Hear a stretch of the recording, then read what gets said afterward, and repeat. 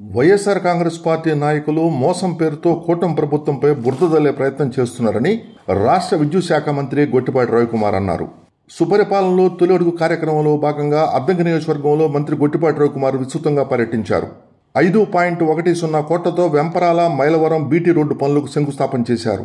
55 లక్షలతో జల్ జీవన్ మిషన్కు శంకుస్థాపన చేశారు. కూటమి ప్రభుత్వం అమలు చేస్తున్న సంక్షేమ కార్యక్రమాలను ప్రజలకు వివరించారు మంత్రి గొట్టిపాటి రవికుమార్. గత వైసీపీ ప్రభుత్వం 5 ఏళ్లలో ఒక్క రోడ్డు కూడా వేసిన పాపాన పోలేదని విమర్శించారు. వైఎస్ఆర్ కాంగ్రెస్ పార్టీ నాయకులు ఈ లిక్కర్ స్కామ్లో ఇరుక్కుని కొట్టుమిట్టాడుతున్నారని ఎద్దేవా చేశారు. వైసీపీ తన ఉనికిని కాపాడుకునేందుకు డ్రామాలాడుతుందని అన్నారు. వైసీపీ మోసపూరిత విధానాలను ప్రజలు కూడా ఖండించాలని విజ్ఞప్తి చేశారు.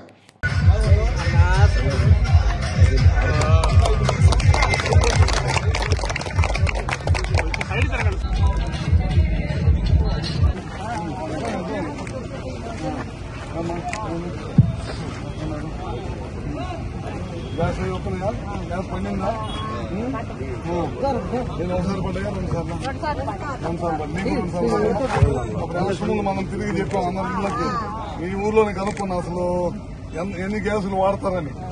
మీరు ఎక్కువ మంది 3 వాడతామని చెప్పారు, తక్కువ మంది 5, 4 అన్నారు, ఎక్కువ మంది 3 అని చెప్పారు. ఈ ఊర్లోనే నేను కనుక్కున్నాను. మన కాంగ్రెస్ ఏంటంటే భర్తలు తెచ్చిపోయి భార్యకు వాళ్ళకి అన్ని కూడా కొంతమంది చేస్తారు. కొంతమంది వికలాంగులు చాలా మంది అడుగుతున్నారు. వికలాంగులు రేపు కొద్దిగా డబ్బులు సౌకర్యం ప్రభుత్వం కూడా చేశారు. అన్ని కూడా ఇప్పుడు చాలా మందికి ఇబ్బంది పడుతుంది. రోడ్డు ఇప్పుడు మొదలు పెట్టించాము. 6 నెలలు పట్టింది. రేపు పండగకి జనవరి కల్లా ఈ రోడ్డు రెడీ చేశాము.